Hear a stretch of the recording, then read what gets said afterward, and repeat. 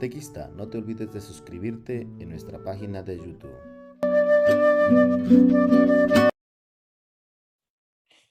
Bien, buenas noches con cada uno de ustedes, queridos estudiantes. Nos volvemos a encontrar. Vamos a trabajar hoy día. ¿Cómo están? ¿Cómo les ha ido la semana? A ver, vamos conversando un poco. Sabemos muy bien que en algún momento vamos a tener que llamar la lista. Vamos a tener que marcar la asistencia. En el chat no me pongan presencia, algunos están poniendo en el chat, muy bien, están poniendo presentes, buenas noches con todos ustedes. Vamos a ir trabajando en este sentido, pues voy a utilizar texto, ¿no?, para que nosotros podamos avanzar. Bien. Entonces, iniciamos con la oración. Iniciamos con una oración. Y decimos juntos en el nombre del Padre, del Hijo, del Espíritu Santo. Amén. Amén. El Espíritu Santo, poderoso amén. que nos fortalezca a cada uno de nosotros. Y por ello vamos a comenzar saludando a nuestra Madre, la Virgen María. Decimos juntos: Dios te salve María, llena eres de gracia, el Señor es contigo, bendita tú eres entre todas las mujeres, y bendito es el fruto de tu vientre, Jesús. Santa María, Santa María, Madre de Dios, Madre de Dios, ruega por nosotros pecadores, ahora y en la hora de en la nuestra hora de nuestra muerte. muerte. Amén. Amén. bien, queridos hermanos, hermanas. Bueno, tengo la pantalla ya compartida. ¿Están pudiendo observar? ¿Hay alguna dificultad? ¿Se ve? ¿No se ve? ¿Ven la Se pantalla? ve claro, padre. Sí, se observa, padre. Buenas noches. Bueno, entonces se ve la pantalla. Vamos a trabajar entonces esta noche. Vamos a poner un poquito de iluminación para que podamos observarnos mejor, o por lo menos observarles yo. Bueno, vamos a pasar. La semana pasada hemos hablado de la primera parte del texto que estamos trabajando de la doctrina social de la iglesia. Hoy vamos a hablar de la finalidad de la iglesia. ¿Cuál es el fin de la iglesia dentro de la doctrina social de la iglesia? Entonces vamos a ir compartiendo, yo ir compartiendo algunos PPTs que he ido preparando. No soy tan trome, para la siguiente seguro ya vamos a ir mejorando. Igual que la otra vez pasada, la semana pasada les voy a subir también el texto que yo utilizo, ¿no? Ya está ya redactado el segundo punto, para que lo puedan leer y también profundizar como los otros textos. Vamos a hablar. En este caso, vamos a hablar sobre la iglesia, germen y principio del reino. Pero antes de pasar a ello, vamos a profundizar la finalidad de la iglesia. ¿Qué quiere decir la finalidad de la iglesia? En esta unidad, en la unidad anterior, señalábamos que la necesidad de plantear nuestro acercamiento a la doctrina social de la iglesia era desde un marco conceptual, dado por la eclesiología del Concilio Vaticano II. Y nos centramos particularmente en las constituciones, dos constituciones que hemos hablado del Concilio Vaticano II, que es la Lumen Gentium y la Gaudium et Spes. En esta unidad 2, vamos a querer acudir nuevamente a esas dos constituciones para poder indagar, para poder profundizar acerca de cuál es la finalidad que estamos buscando como iglesia. Pero para ello tampoco no nos olvidemos que nuestro objetivo de esta unidad es fundamentar la intervención de la iglesia en materia social. Nos estamos involucrando en todo el trabajo social. Sin embargo, no resultaría, vamos a decir, fundada, ¿no? La palabra de la iglesia sobre lo social si no aclaramos primeramente cuál es la misión de la iglesia, ¿no? Tenemos que saber cómo saber de otra manera si hablar de la doctrina social nos movemos dentro de la voluntad de Jesucristo, porque algunas veces se puede salir de este contexto, ¿no?, de la iglesia. Podemos utilizar, no, yo estoy trabajando por la iglesia en la parte social y me salgo, vamos a decir, de la voluntad de Jesucristo. O nos salimos de la misión de la iglesia. Entonces lo que vamos a ver es cuál es la finalidad de la iglesia dentro de este trabajo. ¿Estamos de acuerdo? Entonces, para ver ello, pues vamos a tener que revisar en el texto. Ahí le estoy poniendo los objetivos que vamos a trabajar en esta unidad. ¿Estamos de acuerdo? ¿Están de acuerdo o no están de acuerdo? ¿Qué documentos vamos a trabajar? A ver, si alguien me puede decir. La Lumen Gentium y la... Gaudium. No me acuerdo. A ver. Express. Ya, muy bien. Dos constituciones que son del Concilio Vaticano II, la Lumen Gentium y la Gaudium et Spes. Vamos a trabajar esos dos. ¿Estamos de acuerdo? Vamos a tratar de indagar, de acercarnos, de ver la finalidad de la iglesia. Hay una cosa que quiero que quede muy marcado, dice, ¿no? El objetivo, quiero que entendamos esto. La iglesia tiene una intervención en la parte social. Eso no quiere decir que seamos una ONG. Sin embargo, tenemos que profundizar, fundamentar que esa palabra de doctrina social de la iglesia o la parte social tiene que estar de acuerdo a la misión de la iglesia y también hablar de la voluntad de Jesucristo. ¿Hasta ahí nos queda claro ello?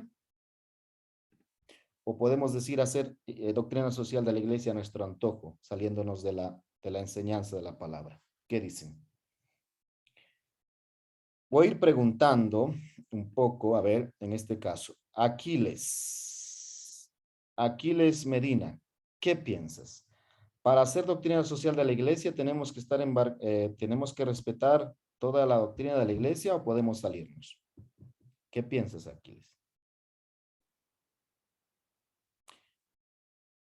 Aquiles a la 1, Aquiles a las 2 y Aquiles a las 3. Entonces, Padre, tenemos que ceñir. Buenas noches, padre. buenas noches. No soy Medina, soy Balvin. Allá, porque ahí, ¿dónde estás? Bueno, ya. Aquiles Eber Balvin, tienes razón. Ya, ok, gracias. Claro. No tenemos por qué salirnos lo que ya está diseñado y ceñido por el magisterio de la iglesia. Yo creo que eso está remarcado ya, padre, se puede decir ya de arriba o también lo que nos manda eh, la iglesia y Jesucristo, ¿no? No podemos manejar nosotros a nuestro antojo lo que ya está hecho y está dispuesto. Claro, podemos tal vez nosotros eh, acotar o un poquito de discernir, ¿no? Al respecto, pero no podemos modificar. Eso sería mi punto de vista, padre. Muy bien, Aquiles. Ya tienes. Entonces, yo voy a ir calificando también las participaciones porque tengo aquí al costado la tablet donde estoy anotando a los que voy preguntando. Así es que vamos a estar bastante despiertos. ¿Estamos de acuerdo? Entonces, una participación más, a ver, de Rosa Belis. ¿Qué piensas? ¿Estás de acuerdo con lo que dice tu compañero Aquiles o de repente refutas o alguna cosa? Sí, de la misma manera pienso eso porque ya está regido por el Papa Juan Pablo en sus escritos y con lo texto que hemos estado leyendo, eso es lo que nos explica, padre. Muy bien. ¿Estás de acuerdo, no, Belis? Belis, ese eres tú, ¿no? Sí, padre. Muy bien, entonces ya voy anotando los que van participando allí. Bueno, entonces ya sabemos, ¿cuál es ese objetivo? El objetivo que vamos a buscar y entender aquí es que todo lo que nos manda la doctrina social de la iglesia no es para salirnos de la misión de la iglesia, ni siquiera salirnos de lo que Jesucristo, ¿no? La voluntad de Jesucristo. ¿Estamos de acuerdo? Dos cosas que hay que entender. Tenemos que estar enmarcados en la misión de la iglesia. No podemos salir de ello. Y también tenemos que estar y movernos dentro de la voluntad de Jesucristo. ¿Estamos? Dos puntos que tenemos que recordar. No por hacer doctrina social de la iglesia o por hacer la parte social de la iglesia podemos salirnos a otros sitios. En el segundo punto, 2.1, vamos a hablar sobre la iglesia, germen y principio de este reino. Cuando hablamos sobre la iglesia, germen, ¿no? Cuando hablamos de germen y principio de reino, quisiera preguntar, a ver, ¿qué significaría la palabra germen? A ver, Rocío Carranza, ¿qué significa germen?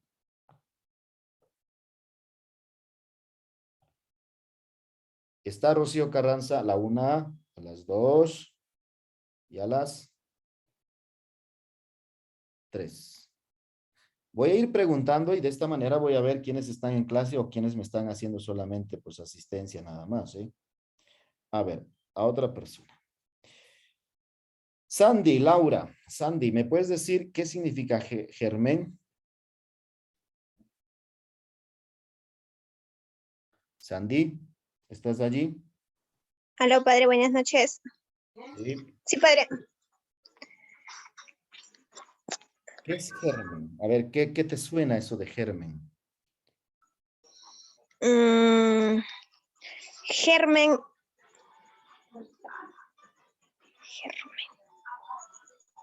Mm, germen. Bien. A ver, tienen que estar atentos, ¿eh? Gracias. Germen, ubíquense en la palabra de germinar, ¿no? Ustedes muchas veces cuando nos encontramos en el campo, ¿qué hacemos? Va a ¿Podría ser germinar, una semillita, padre? claro, va a Padre, germinar, ¿no? Hablamos de germinación. Entonces lo que está pidiendo es que la iglesia dice es un germen y principio del reino. Es una semilla que va a germinar. ¿Para qué? Para el reino. Bueno, vamos en ese punto. El misterio de la Santa Iglesia se manifiesta en su fundación, pues nuestro Señor Jesucristo es el que lo fundó, dio su comienzo a la iglesia predicando la buena noticia, o vamos a decir, anunciando el reino de Dios. Este reino de Dios brilla ante todos los hombres en la palabra, en las obras y en la presencia de Cristo. Sobre todo, el reino se manifiesta en la persona misma de Cristo. Una cita bíblica que ustedes me pueden manifestar, a ver, ¿quién quiere participar? Una cita bíblica que me diga dónde está el anuncio del reino. Les voy soplando. Hablamos de los misterios del Santo Rosario. ¿En qué misterio está el anuncio del reino? Se va ganando su punto, ¿eh? Prende el micrófono y me lo dice.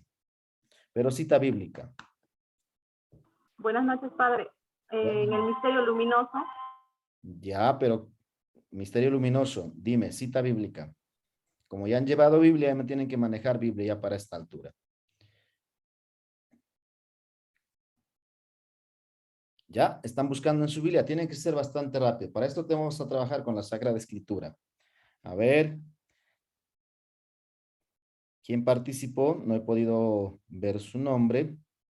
En el Evangelio de San Marcos, Padre Raúl, Ya, Evangelio de Marcos Marcos, 15. capítulo. Marcos 1, capítulo 1, Ya, versículo 15, muy bien. ¿Cómo te llamas? Jenny Poma. Jenny yo Poma. también participé, padre, Nuri. Nuri, bueno, ya, Nuri. Me tienen que decirme al toque, Nuri. Nuri Sandra. Ya, bien, vamos sumando. Entonces, cuando hablamos en ese punto, padre, dígame, cuando hablamos sobre todo el anuncio del reino, ¿no? Se manifiesta en la persona misma de Jesucristo. Recordemos, quien anuncia el anuncio del reino es Jesucristo, no es nadie más. No es ningún apóstol, ninguna persona que aparece por ahí.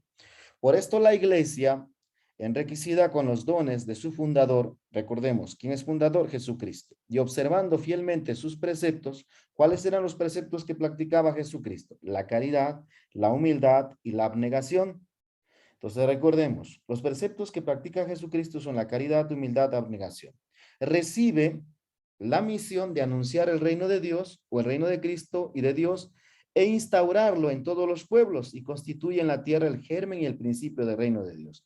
Este texto que le estoy leyendo lo podemos encontrar en la Lumen Gentium número 5, numeral 5, ¿ya? Entonces, vuelvo a preguntar, ¿no?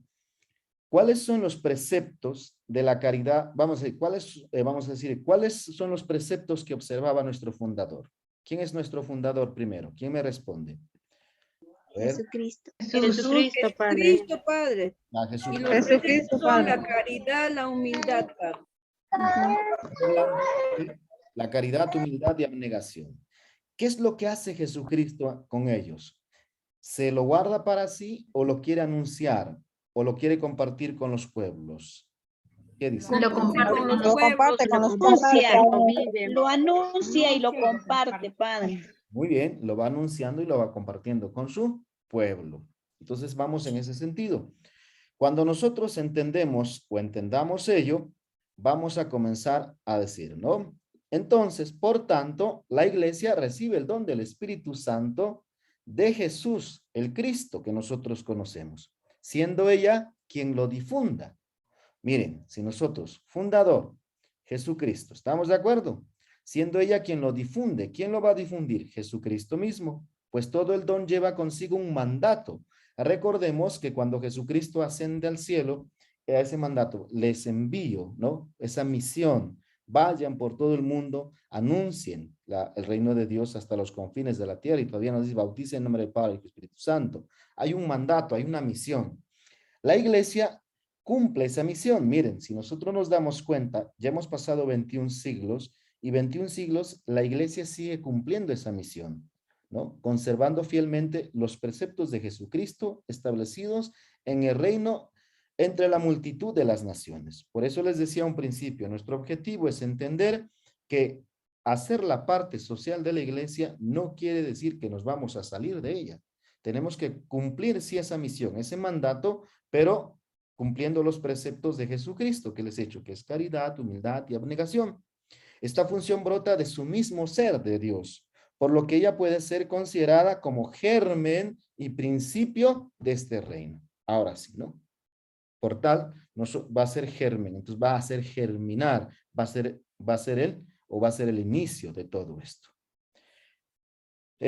Cuando hablamos de la iglesia, dice, bueno, antes de continuar, para poder entender, dice, creemos importante plantear cuáles son las características de la relación entre la iglesia y el reino. Iglesia y el reino.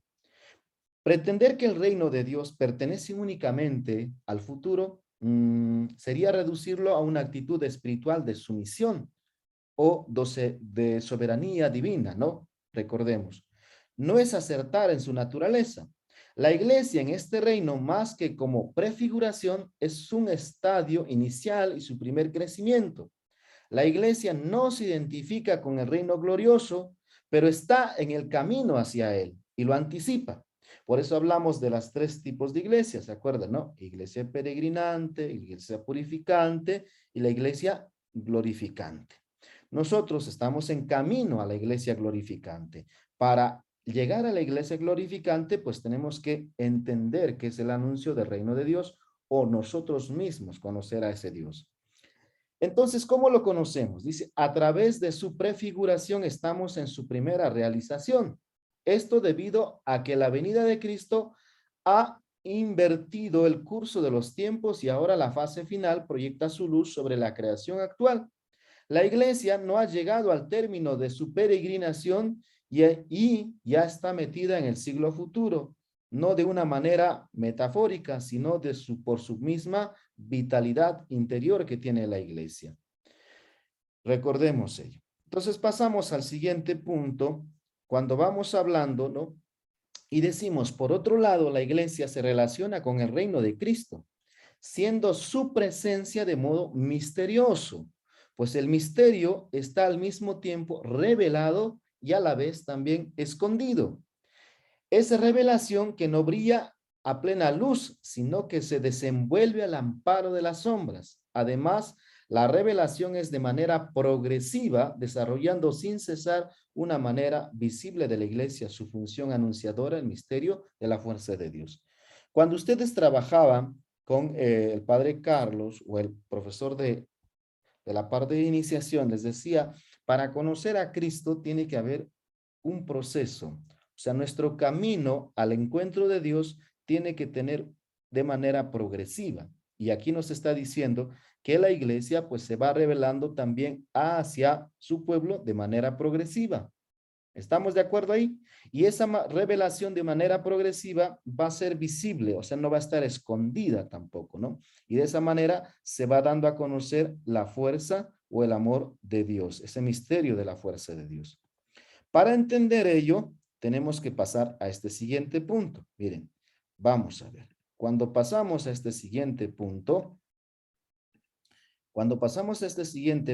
dice, la iglesia cumple el fin de dilatar el reino de Dios en 2 direcciones.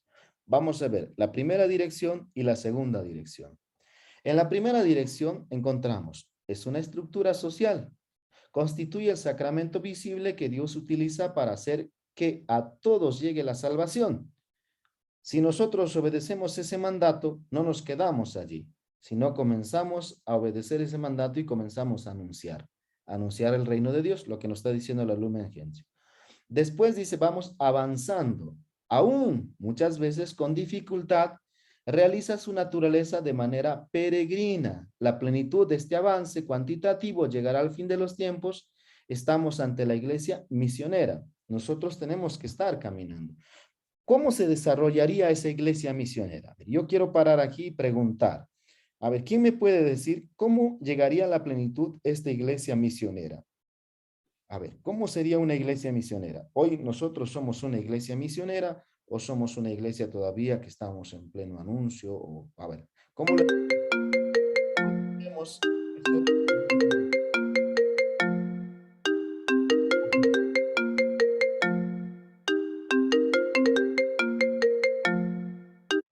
Cuando hablamos de esa iglesia misionera?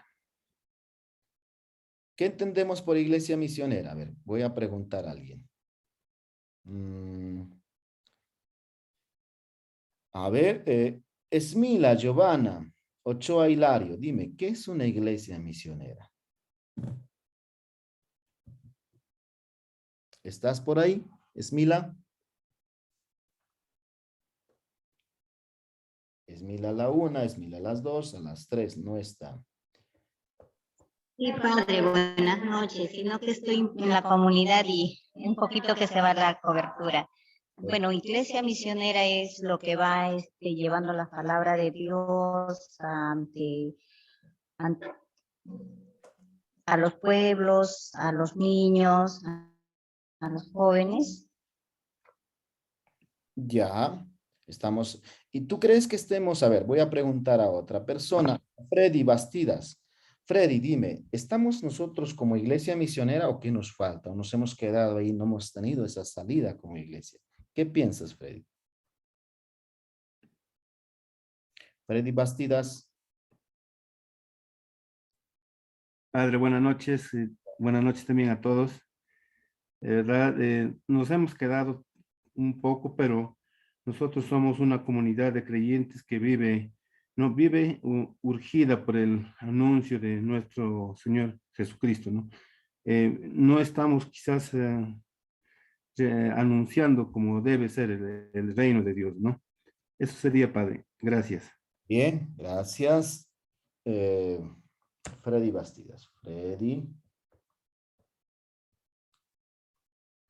Bien.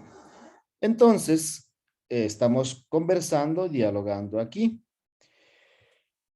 Lo que nos presenta, ¿no? Nuestra naturaleza, o vamos a decir la iglesia, por su naturaleza es peregrina, dice, y tiene que llegar al tiempo de anunciar. Entonces nosotros no solamente vamos a anunciar de repente por los sacramentos o por otras acciones que hagamos, sino también vamos a anunciar con nuestra manera de vivir hacia los demás, ¿ya? Por eso pasamos al segundo punto, dice, pero además de esta meta cuantitativa, ¿no?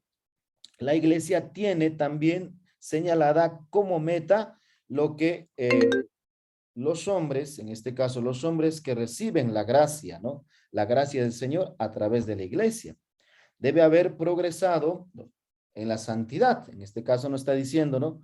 Recibe la gracia a través de la iglesia, debe haber progresado o un progreso en la santidad y en el vivir de la vida divina. El pueblo de Dios es sacramento de esta labor perfeccionadora y al mismo tiempo beneficiaria de la misma. Si nosotros comenzamos a ver un poco aquí en este sentido, vamos a ver, como hombres, recibimos una gracia. Yo podría preguntar, ¿cuándo recibimos las gracias? ¿Qué gracias nos da Dios? A ver, dice, como meta en que los hombres que reciben la gracia del Señor a través de la iglesia de haber, a ver, ¿quién me puede decir qué gracia recibimos? Van jugando los puntos, ¿eh? A ver, ¿qué gracia? A través del bautizo. La gracia santificante, Padre. Con el Espíritu Santo, por medio del Espíritu Santo. Ya recibimos la gracia santificante, ya, pero ¿por medio de qué? Del bautismo. Padre, Del Espíritu Santo. Padre, a través de los ¿Del sacramentos. bautismo? A través través de del Padre, Espíritu Santo. De la comunión, Padre. Alguien me dijo, La- a través de los sacra, la Los gracia sacramentos de sacramental, la comunión. Padre. a través de los sacramentos, nosotros la gracia sacramental, la Padre. gracia, ¿sí o no? Y, y los sacramentos no los recibimos así de manera conjunta, sino vamos recibiendo de manera progresiva. Y también vamos viviendo esa vida divina de manera progresiva. Y vamos caminando a la santidad también de manera progresiva. Por eso dice, el pueblo de Dios es sacramento. Esta labor perfeccionadora y al mismo tiempo beneficia a sí mismo. Por eso les hablaba en ese sentido, ¿no? Entonces recordemos que nosotros recibimos, somos un pueblo que recibe la gracia y vamos caminando. Ahora bien, la misión que tenemos nosotros como hijos e hijas de Dios, dice la misión, es el trabajo que no es para la iglesia, algo suplementario nada más, sino una razón de ser. O sea, la razón de ser de nuestras acciones sociales, ¿dónde se tiene que dar? Se tiene que dar en Jesucristo. O sea, no podemos hacer nosotros acciones sociales porque nuestra razón de ser va a ser como humanos, o sea, yo para figurar, no. Nuestra razón de ser en la parte social va a ser a nombre de la iglesia, a nombre de Jesucristo. Por eso, tiene su fundamento en las misiones trinitarias. Como el Padre ha enviado al Hijo, el Salvador envía a sus apóstoles para predicar, santificar y apacentar. De la misma manera, también se nos envía a cada uno de nosotros ¿a qué? A predicar, con palabra, con testimonio, a ser santos y apacentar, a cuidar del rebaño que se nos está encargando. Pero ustedes dirán, ¿qué rebaño se me está encargando? Tú eres catequista y como catequista tienes que apacentar, pero también vivir una vida santa y lo que vives lo tienes que predicar con palabra y con acción.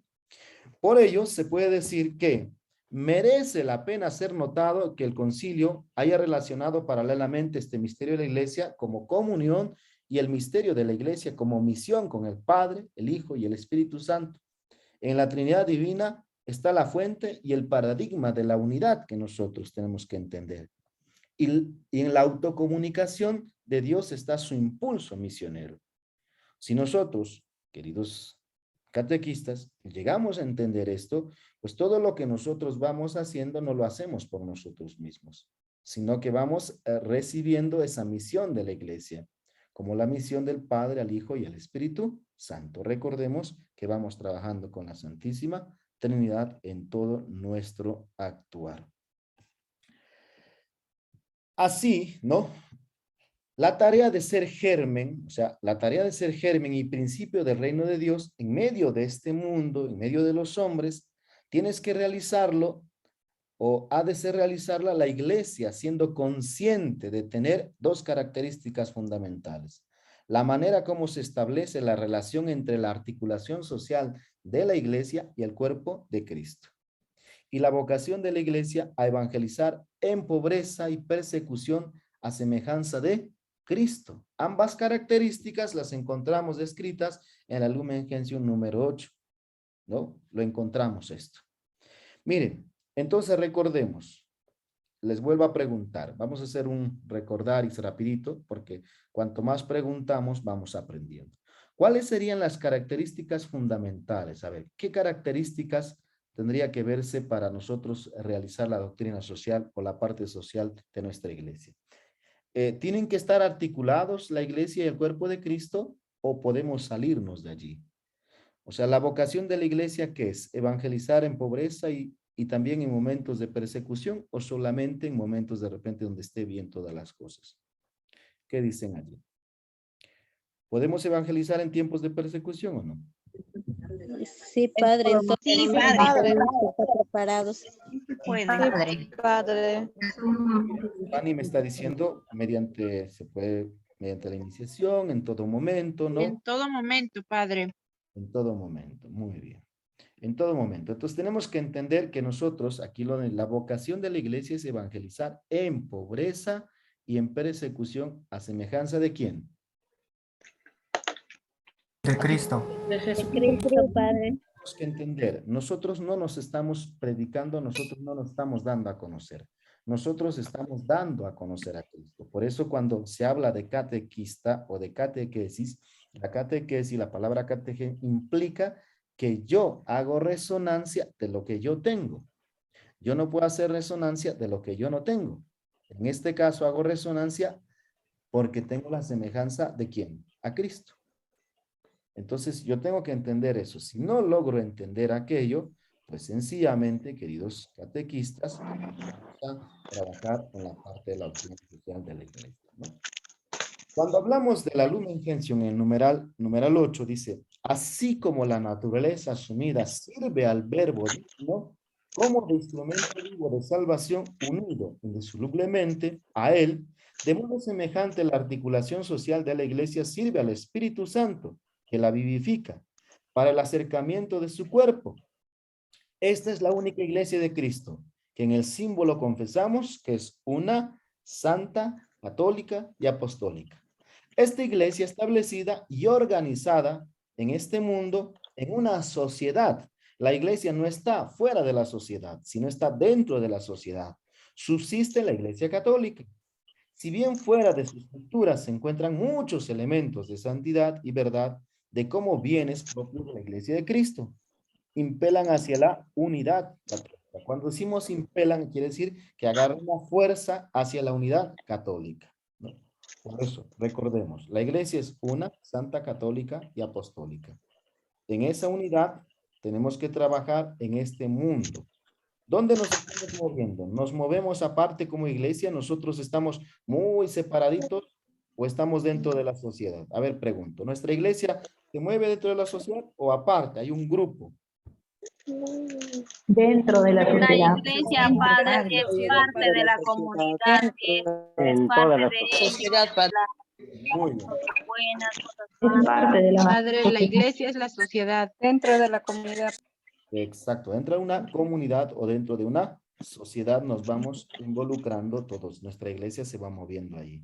Entonces, si nosotros estamos dentro de la sociedad, tenemos que dar a conocer que tenemos un símbolo, que confesamos como cristianos que somos una, santa, católica y apostólica. Y dar a conocer que nuestra iglesia está organizada y va a vivir dentro de la sociedad.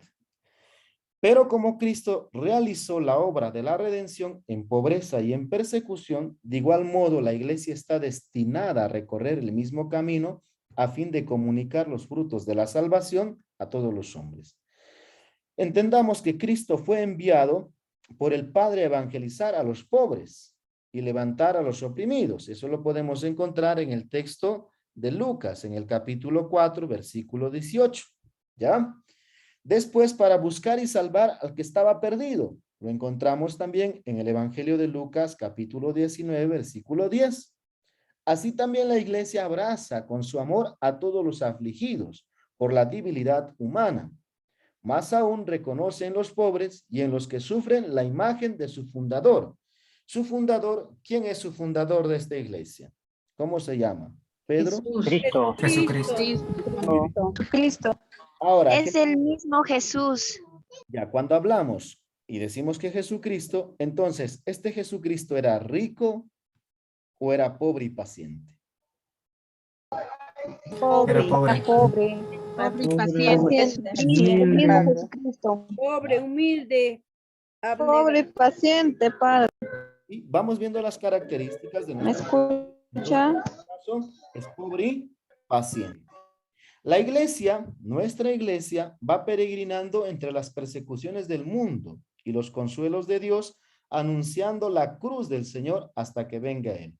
Esto de anuncio lo podemos encontrar en 1 Corintios capítulo 11, versículo 16. Y también podemos encontrarlo, todo lo que les estoy hablando, en el documento de la Lumen Gentium. Estamos hasta ahí.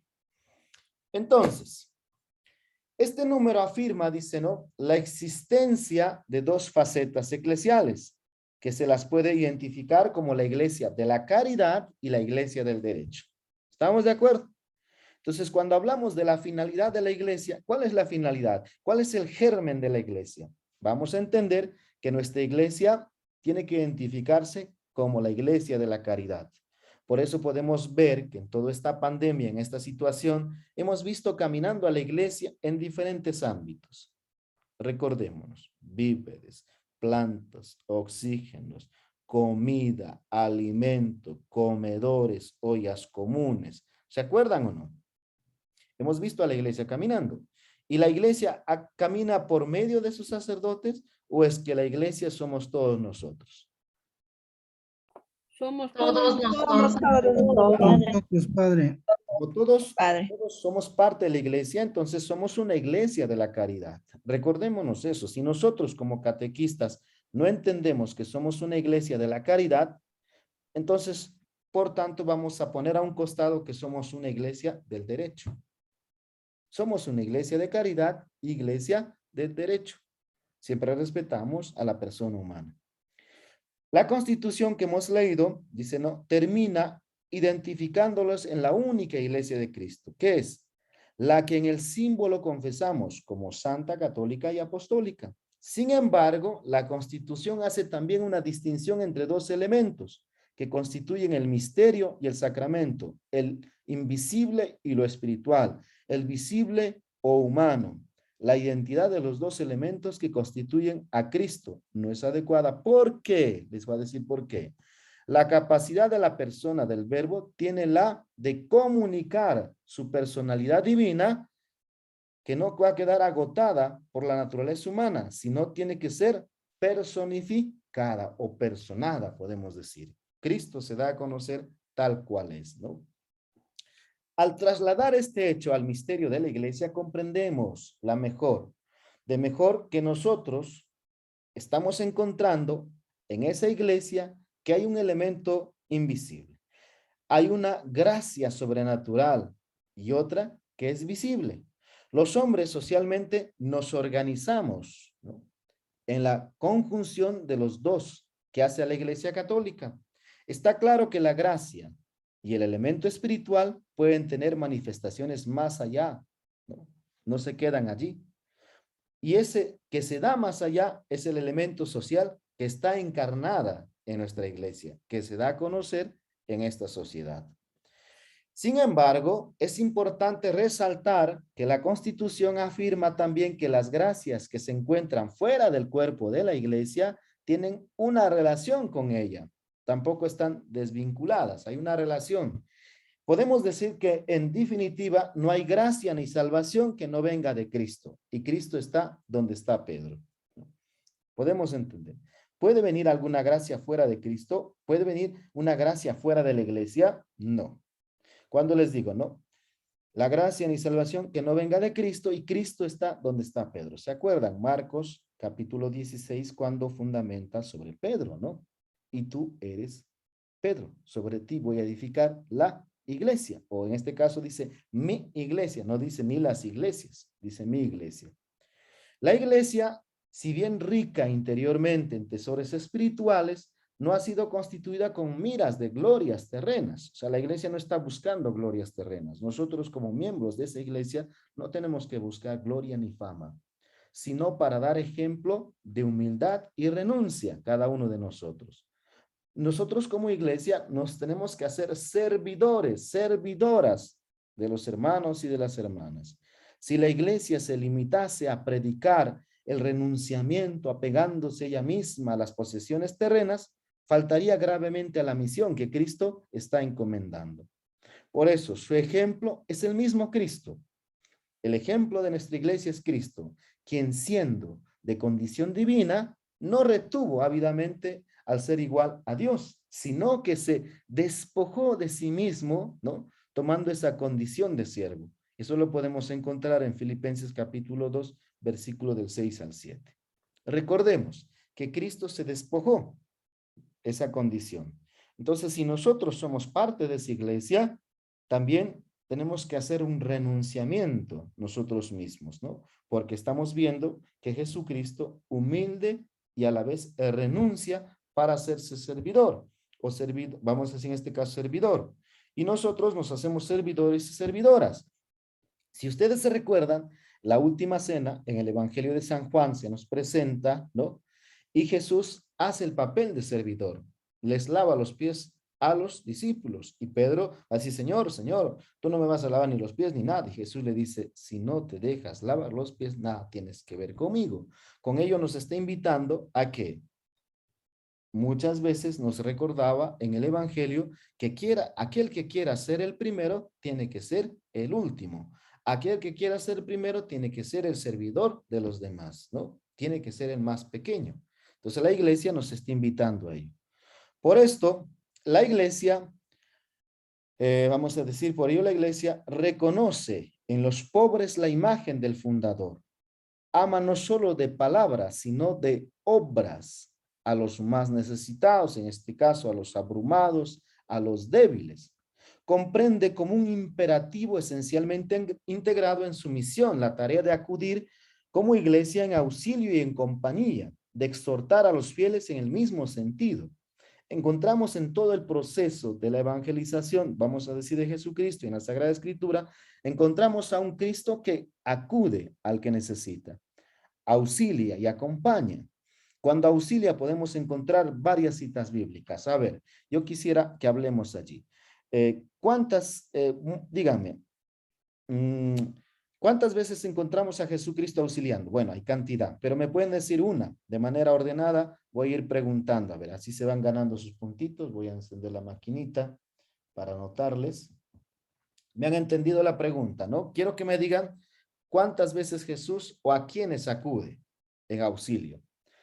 Ya sé, Fanny, muchas veces, pero quiero que me digas específicamente, por ejemplo, al ciego de Jericó, por ejemplo, ¿no? Jesús acude en auxilio de ese ciego. A ver, ¿quién me puede decir otro? A Lázaro, padre. A la En la boda de Canaán. A la ¿Qué más? cuando sana un leproso. A los leprosos cuando sana, muy bien. Al paralítico, padre. Al paralítico, al tullido. También me pueden escribir por el... Cuando se ve al ciego. Padre, la mujer enferma. Ya la mujer enferma, la hemorroide, la que sangraba, ¿no? Padre, cuando resucita a la niña. La hija de Jairo. A la viuda, padre, a la viuda, cuando le ayuda a la viuda. ¿Pero qué le ayuda a la viuda? A ver, ¿en qué le ayuda a la viuda? Hay que ser más concretos. A la suegra de Pedro, padre. Ya cuando le cura la suegra de Pedro. ¿Qué más? Padre, a su amigo de Lázaro. A su amigo Lázaro cuando lo resucita, ¿no? Ya. A los 10 leprosos, padre. Ya, a los 10 leprosos. Y ciega, padre. Cuando le salva a la samaritana de ser apedreada. Bueno, no es la samaritana, hija linda, es la María, ¿no? La que se salva, lo que dice ahí. Magdalena. María Magdalena. Ajá. La samaritana. Padre, otro. Saqueo.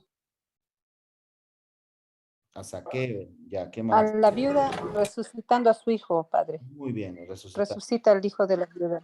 resucitando al hijo. Ahora, quiero que me digan, cuando hablamos de Cuando resucita al hijo de la viuda.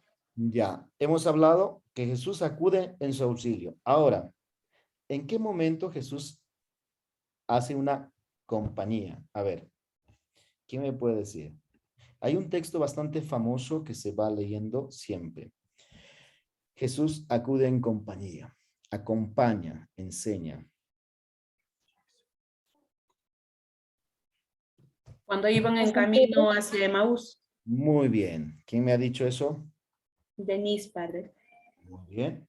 Cuando acompaña, ¿no? A los discípulos de Emaús. Por ejemplo, eso es bastante claro. Va acompañando. Y Jesús vamos encontrando. Mira, ahí nomás recordemos algo, ¿no? Resucitó Jesucristo, no le entendían esta pareja. Dicen, no, algunos lo han visto, algunos no sé qué, pero nosotros esperamos algo más de Jesucristo y se van. ¿Y qué hace Jesucristo? Les comienza a explicar de manera progresiva, comenzando por los profetas y terminando, ¿no? ¿Se dan cuenta? Hace ese acompañamiento, tiene esa paciencia Jesucristo de acompañar. Entonces tenemos que entender nosotros como buenos catequistas también que tenemos que salir en el auxilio del necesitado, acompañar al necesitado y sobre todo exhortar a nuestros hermanos los fieles en este mismo sentido de Cristo. No podemos separarnos, ¿no? Porque tenemos que entender que Cristo es nuestro fundador. Bueno, vamos a pasar al punto 2.2. Yo creo que vamos a hablar y nos vamos a demorar mucho, pero vamos a correr un poco. La vocación universal del nuevo pueblo de Dios. Cuando hablamos de esa vocación, tenemos que retomar y hablar nuevamente de la Constitución. Fue voluntad de Dios, dice, el santificar y salvar a los hombres, constituyendo un pueblo Por ello eligió al pueblo de Israel como preparación y figura de la alianza nueva y perfecta que había de pactarse en Cristo y de la revelación completa que había de hacerse por el mismo verbo de Dios hecho carne. Aquí nos habla desde la historia de la salvación, rapidito. Este pueblo mesiánico es, sin embargo, para todo el género humano un germen segurísimo de la unidad, de la esperanza y de la salvación. Miren, aquí hablamos nuevamente de este pueblo mesiánico. Tiene que germinar, dice, ¿no? De la unidad, esperanza y salvación. Cristo se sirve también de él como instrumento de la redención universal y lo envía a todo el universo como la luz del mundo y la sal de la tierra. Esto lo podemos encontrar en Mateo capítulo 5, versículo 13 al 16, ¿no? Cuando habla de la sal, yo soy, ¿no? La luz del mundo y la sal de la tierra, ¿no? Donde nos va contando que pues, la sal tiene que estar en el punto.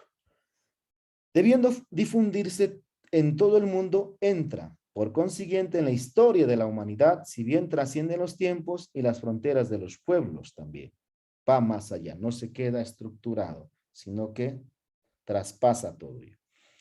Este número 9 de la Lumen Gentium expone este proceso histórico del pueblo de Dios en sus dos etapas, Antiguo Testamento y Nuevo Testamento, la judía y la cristiana, ¿ya? En sus dos etapas.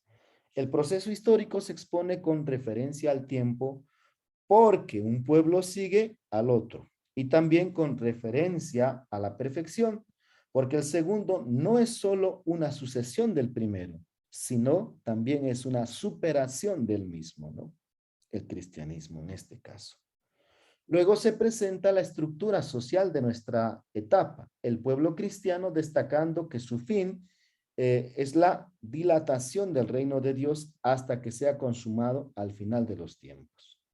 En continuidad, vamos a decir, en continuidad de que presenta a la iglesia como un pueblo peregrinante, con una doble tensión de avance, de manera cuantitativa, de manera misionera, vamos a decir, misionera o mesiánica, ¿no? Y cualitativamente también. Y podemos hablar desde la parte escatológica que va perfeccionándose. La alianza en el Antiguo Testamento es presentada con una preparación para la nueva y eterna alianza. ¿Cuándo se va a dar? Esto se va a dar en la plenitud de la revelación. La vocación del pueblo hebreo, que estaba destinada a llegar a todas las naciones para llevarlas a la adoración de un verdadero Dios o del verdadero Dios, encuentra en el Nuevo Testamento la realización al hacer desaparecer, en este caso, la segregación entre judíos y no judíos. ¿Por qué? Porque antes en el Antiguo se hablaba, no, solamente Dios era para los judíos, pero cuando viene Jesucristo se da esa apertura no solo para ellos, sino para todos, y eso es lo que nosotros podemos encontrar. Y después vamos encontrando todo eso pues con las misiones de San Pablo, ¿no? Que va anunciando a los gentiles, a los que no eran judíos, ¿no? De esa manera se habla de la universalidad de la iglesia, se inaugura de modo efectivo lo que Cristo quería, lo que había hecho como un mandato imperativo, ¿no? Un mandato ya se va dando a conocer, porque la iglesia a partir de aquel momento comienza a llamarse Iglesia Universal, hoy conocido como la Iglesia Católica, ¿no? ¿Qué significa eso? Por ello los padres conciliares proclaman que este pueblo de Dios goza de una vocación universal, descrita de diversas maneras. Es semilla de la unidad de este pueblo de Dios, de esperanza y de salvación. Una comunidad de vida, una comunidad de amor y una comunidad de verdad. Por tanto, un instrumento de redención, de iluminación y de purificación es la iglesia donde nosotros nos estamos moviendo. O sea, nosotros tenemos que dar a conocer esa vocación universal, una vocación de nuestra iglesia, siempre germinando la semilla en la unidad, esperanza, salvación, amor, verdad, y donde nosotros estamos iluminando y a la vez también purificándonos. Esa es la función que tenemos nosotros como iglesia. En el punto 2.3, el carácter misionero de la iglesia. ¿Qué quiere decir con el carácter misionero de la iglesia? Este solemne mandato de Cristo de anunciar la verdad salvadora que se nos ha dado, la iglesia lo recibió desde los apóstoles con el orden de realizarlo hasta los confines de la tierra. Por eso dicen, no, vayan hasta los confines de la tierra, bauticen en nombre del Padre y Espíritu Santo.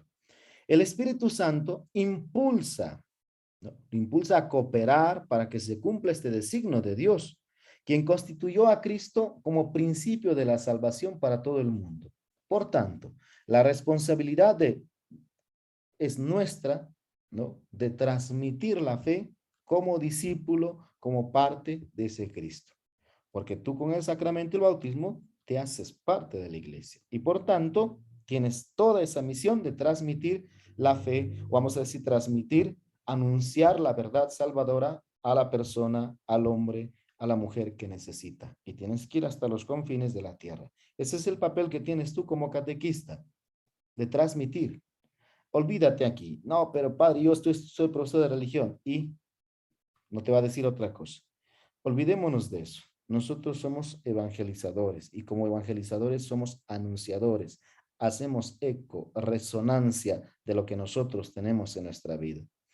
No solamente para preparar para un sacramento, sino tenemos que ser catequistas andantes en la evangelización, en el ambiente donde nos vamos desarrollando, en el trabajo, en el camino, en el negocio, donde estemos. En esto constituye, pues, que nosotros hagamos cumplir el designio de Dios. ¿Estamos de acuerdo? ¿Me entienden hasta ahí? A ver, antes de pasar y profundizar el carácter misionero de la iglesia. ¿Me entienden? ¿No me entienden? Padre, no sé qué estás hablando. ¿Qué dicen? ¿O estoy hablando yo por las puras? Sí, padre, sí se le está entendiendo. Más o menos, Marisol, gracias. Porque las preguntas, la autoevaluación va a venir de lo que le estoy hablando nada más, ¿eh? No va a venir de otra cosa. ¿Estamos? ¿Ya? Continuamos entonces. Allí les pongo, dice, de manera clara y precisa, este número de la Lumen Gentium presenta el fundamento dogmático del carácter misionero de nuestra iglesia. El objetivo de las misiones y la obligación de la tarea misionera, dice, asimismo manifiesta la conciencia explícita del concilio sobre la misión. Conciencia que constituye, ¿no?, un aporte muy importante a la vida de la iglesia, en circunstancias en que la misión se había realizado en la historia concreta de la iglesia, pero no se había desarrollado suficientemente una conciencia de esa misión de la iglesia. Por eso, antes de puntualizar los diversos aspectos desarrollados respecto a la misión, nos parece importante enmarcar adecuadamente este número en este contexto de la Constitución. Esto se logra a la luz de lo señalado del primer número de la Constitución de la Lumen Gentium, cuando afirma que Cristo es la luz de los pueblos, nos dice la Lumen Gentium en el numeral 1. Posteriormente, en este mismo número encontramos la definición de la iglesia como sacramento también, signo e instrumento de la unión íntima con Dios y de la unidad de todo el género humano. También sigue hablando en el numeral 1. Al reconocer este marco planteado por la Constitución desde su inicio, vamos a nosotros comprender implícitamente, ¿no?, o explícitamente el tema de la misión de la iglesia al final del capítulo de Dios. Para eso, tenemos que entender que la misión tiene su fundamento en las posiciones divinas y derivan de las dos únicas e inseparables misiones trinitarias, la del Verbo y la del Espíritu Santo, la palabra y el Espíritu Santo. Ellas son el signo sacramental de la nueva creación de todo en Cristo. Gracias a esa acción del Espíritu Santo, envía tu Espíritu y serán creados, ¿no? Ahora bien, así como el fundamento último de la misión es el misterio trinitario, más específicamente las misiones trinitarias, su fundamento próximo, ese es en el sacerdocio real de Cristo. Y nosotros podemos encontrar en Hebreos que habla mucho del sacerdocio de Cristo. Este sacerdocio, dice, participa de manera, vamos a decir, de forma diferente, va a ser ya dado por los obispos, por los sacerdotes y por los laicos.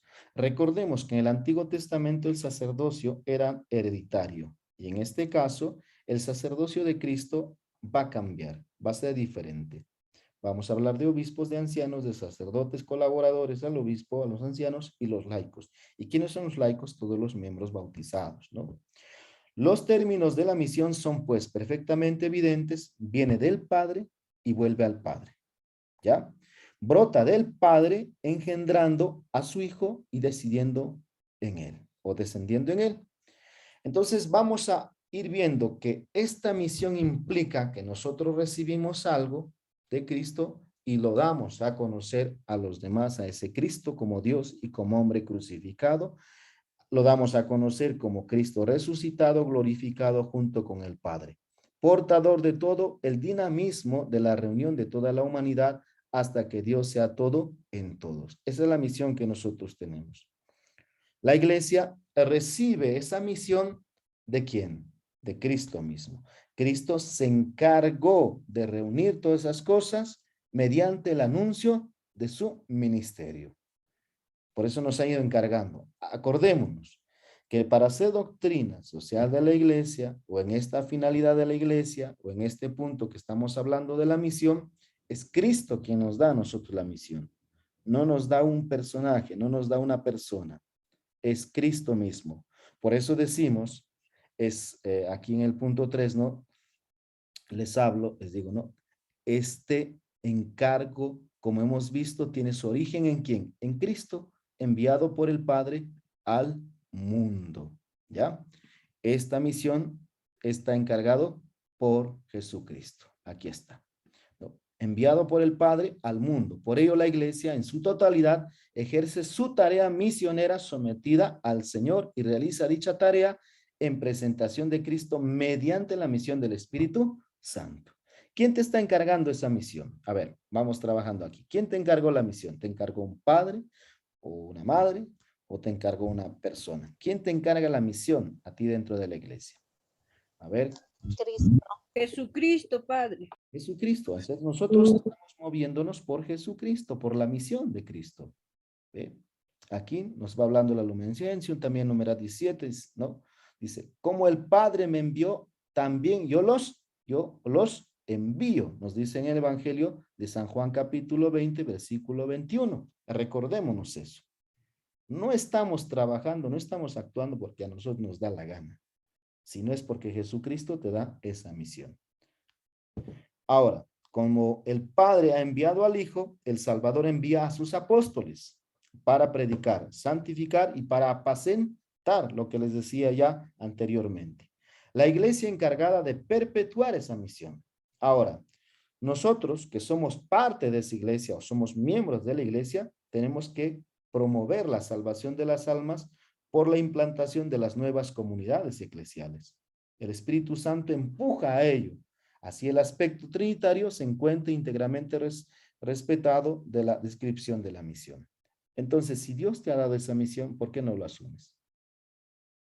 ¿Lo asumimos o no lo asumimos? ¿O nos está faltando? ¿O solamente nos estamos quedando en lo nuestro y no nos interesa la otra persona? Porque si somos cristianos, si somos parte de esa iglesia, pues recuerden que tienen el papel de predicar, santificar y apacentar. ¿Qué dicen? ¿Estamos listos? ¿O nos da miedo? No estamos listos, Padre. ¿Estamos o no estamos? Nos falta, Sí, Padre. Padre, buenas noches. Estamos, Padre. ¿Puede participar, Padre? Sí, dime. Bueno, Juan Carlos. Padre, Entonces, preparar, Padre. mayormente nos falta prepararnos y tener la fe.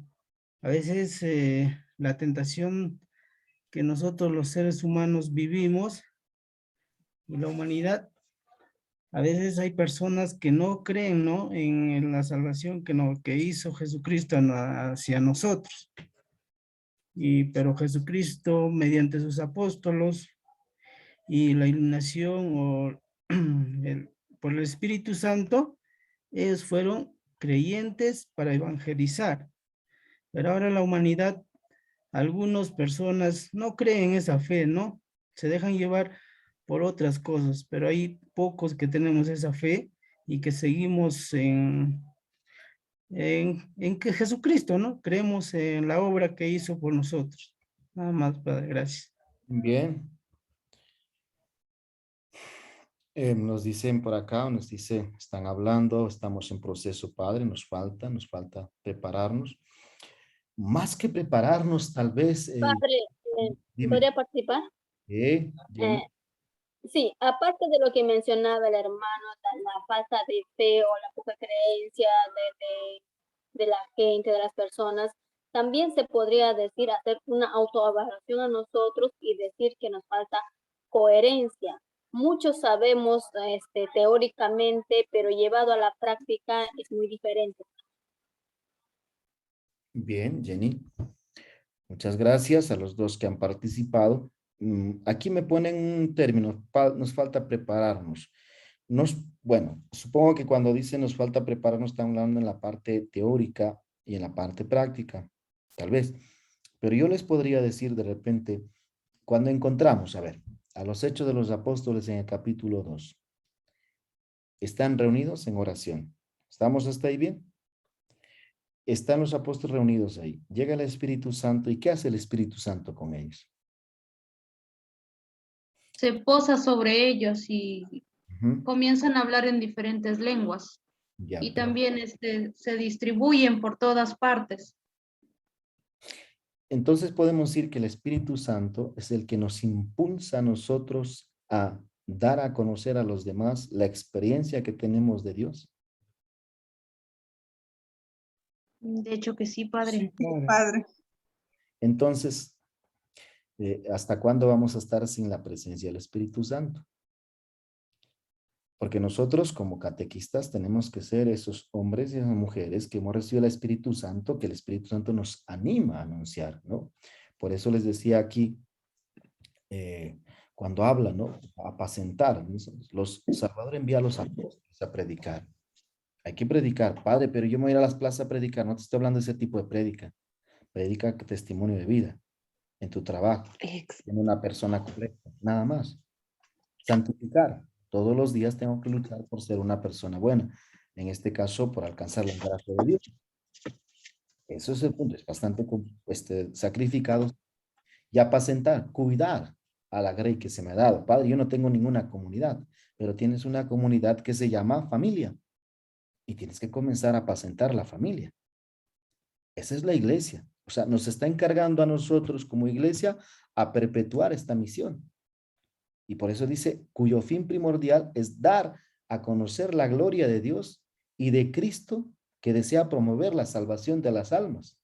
O sea, lo que estamos buscando nosotros como iglesia no solamente va a ser pues hacer cosas grandiosas de la parte social, sino que tenemos que comenzar para hacer esas cosas grandes en la parte social, hacer un montón de cosas, tenemos que encontrarnos con Dios dentro de esa comunidad eclesial, ¿no? El Espíritu Santo por eso te empuja a ello, es decir, te impulsa, ¿no? Pero no solo es el Espíritu, es toda la Trinidad el que te impulsa. Te impulsa a misionar, te impulsa a anunciar a Cristo. Continuamos. Ya hablamos el sentido de la misión de la iglesia. A ver, vamos a ir hablando el sentido de la misión de la iglesia. Cuando vamos hablando en esto, ¿no? Dice, la iglesia se fundamenta, recordemos, la iglesia se fundamenta, nutre y actúa desde la gracia de nuestro Señor Jesucristo. O sea, no podemos decir yo lo hago todo, yo soy el men, no, nada. La iglesia se fundamenta y se nutre en la gracia de nuestro Señor Jesucristo, el amor del Padre y la comunión del Espíritu Santo. Eso lo podemos encontrar en 2 Corintios capítulo 13, versículo 13. Este misterio funda su existencia y origina su misión. La iglesia es el grupo humano que media, representa y sirve a la comunión de los hombres con Dios y de los hombres entre sí. Les vuelvo a recordar lo que dice este documento. La iglesia es el grupo humano que media, representa y sirve a la comunión de los hombres con Dios y de los hombres entre sí. En este sentido, la misión de la iglesia es abrirse a los hombres a participar dice de acá, de sus alegrías, de sus esperanzas, en sus tristezas y en sus angustias. Nosotros que somos parte de esa iglesia, pues tenemos que abrirnos a los hermanos y a los semejantes en las alegrías, en las esperanzas, en la tristeza y en las angustias. Tú como catequista tienes que ser partícipe de las alegrías, partícipe de los sueños que tienen los que vas dirigiendo. acompañar en las tristezas, acompañar en las angustias. Es el pueblo, es católico en marcha de un mundo cuya vocación apostólica es dar testimonio de los grandes hechos de Dios hasta la vuelta de Cristo. O sea, tenemos que dar a conocer a Cristo. Tenemos que dar a conocer la gloria de nuestro Dios. Por eso entendemos la misión propiamente como la convocación de los pueblos a la fe en Dios y en su plan de salvación en Jesucristo dentro de la iglesia. Por eso hablamos que la salvación está dentro de la iglesia, según el mandato dado a los apóstoles y a sus sucesores. Y de esta manera se nos invita a cada uno de nosotros a seguir proclamando la buena nueva del Evangelio. Por eso, un pueblo de Dios único y universal, con hombres llamados y ordenados a Él, pero aún no incorporados muchas veces. Por eso hablamos de este proceso cuando hablamos de iniciación. Yo voy a tocar un poco ese término cuando nos dice, ¿no? Que nuestra iglesia nuestro trabajo de evangelización muchas veces está pobre y desfragmentado.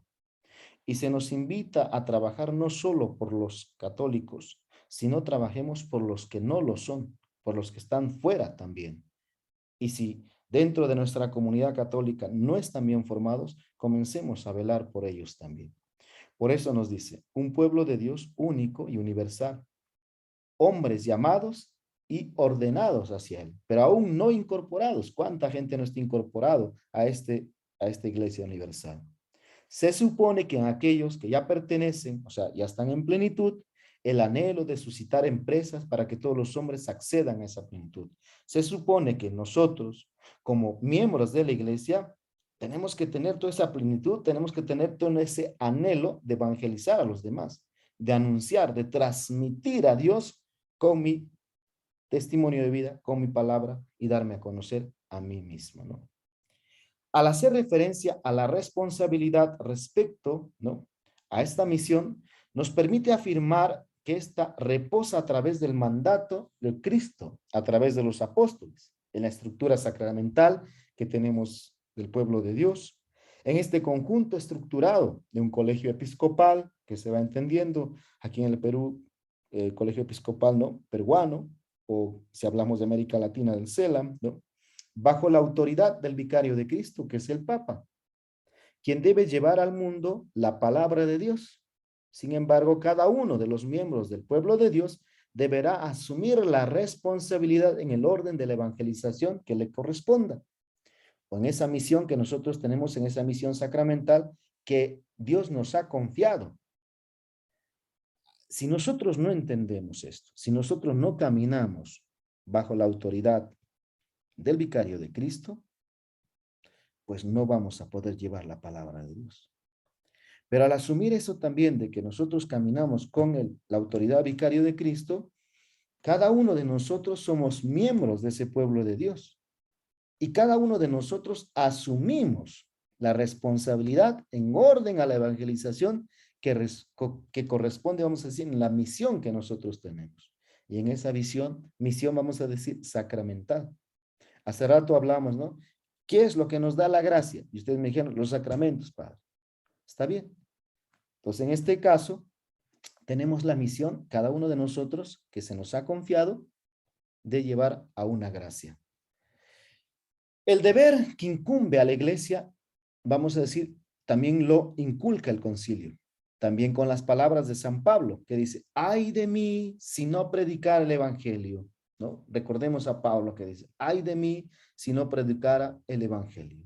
De aquí se infiere que las iglesias organizadas deben tomar a su cargo la fundación y el desarrollo de nuevas iglesias mediante el envío de evangelizadores. Pero, ¿a dónde vamos a enviar evangelizadores? Pues enviemos primero a nuestra comunidad, ¿no? A nuestras iglesias. Cada uno de nosotros tenemos esa misión de transmitir el mensaje, de transmitir que otros conozcan la experiencia que yo tengo de Dios. Y de esta manera podré cumplir con esta responsabilidad de la misión que se me exige también como miembro del pueblo de Dios. Hacer que fructificar la semilla de la vida desde la muerte y resurrección de Jesús anidada o vamos a decir, caída o crecida o echada en el corazón de todo hombre. Entonces nosotros, una vez que tengamos esa semilla y hemos dado esa semilla, ¿qué debe haber? Debe haber una respuesta dinámica hacia el cristianismo, o vamos a decir, una dinámica, una respuesta dinámica hacia la Iglesia Universal. De esta manera, la finalización va a ser la encontrarse con Dios, ¿no? Incorporarme a Cristo. Incorporarme a ese pueblo que me anima todos los días. Por eso hablamos en esta última parte, les pongo, ¿no? Digo, ¿no? La capacidad apostólica de la iglesia, por tanto, se verá incrementada conforme afiance la iglesia su existencia en Dios. Cuanto más acuda a la fuente inagotable de Dios, podrán los hombres saciarse más abundantemente en sus aguas. Y recordemos aquí que nos dice cuando Jesús se encuentra con la samaritana, si supieras quién te pide el agua viva, tú le pedirías del agua que nunca se acaba. O sea, si nosotros lo hablamos en nuestro lenguaje, ¿no? Tú le dirías, Señor, dame de esa agua. O vamos a decir, del agua que nunca se acaba es un ojo de agua, por ejemplo, que va brotando. En la sierra se habla de puquiales, ¿no? Que siempre va saliendo agua constantemente. Y Dios nos propone eso, darnos el agua que nunca se acaba, agua en abundancia. Porque la mujer le dice, Señor, dame de esa agua para no estar viniendo todos los días aquí al pozo a sacar. Me gustaría que lean, no sé, les voy a dar un texto para que ustedes lo puedan analizar, es el texto de la mujer samaritana. En este texto de la mujer samaritana encontramos cómo Cristo comienza a dar a conocerse y cómo esta mujer, una vez que tiene ese encuentro con Dios, se va a anunciar a los demás y les dice, no, vengan a ver, creo que he encontrado al Mesías, porque me ha dicho todo lo que he hecho. Lo encuentran, lo llevan, lo invitan a su casa, a ese pueblo, ¿no? Y después la gente le dice a la mujer, ya no creemos porque tú nos has dicho, sino porque nosotros lo hemos visto. Esa es la respuesta que debe haber. O sea, esa es la respuesta del buen catequista. Aquel que transmite, pero no se queda ahí nada más, sino le dicen, se siente feliz porque ya llegaron a experimentar ellos mismos. Eso sería. Bueno, hasta ahí hemos avanzado, hemos trabajado de esta parte del texto, ¿no? La finalidad de la iglesia en sus 3 puntos, que es la iglesia, germen y principio del reino. Después hemos trabajado también en 2.2, la vocación universal del nuevo pueblo de Dios, y 2.3, el carácter misionero de la iglesia. 3 puntitos que hemos trabajado, 3 partes. Entonces, en estos momentos se está enviando ¿cómo se llama esto? La asistencia para que puedan ingresar y puedan marcar su asistencia. Está en el chat. A ver, les voy a dar un momentito. Respondan la asistencia.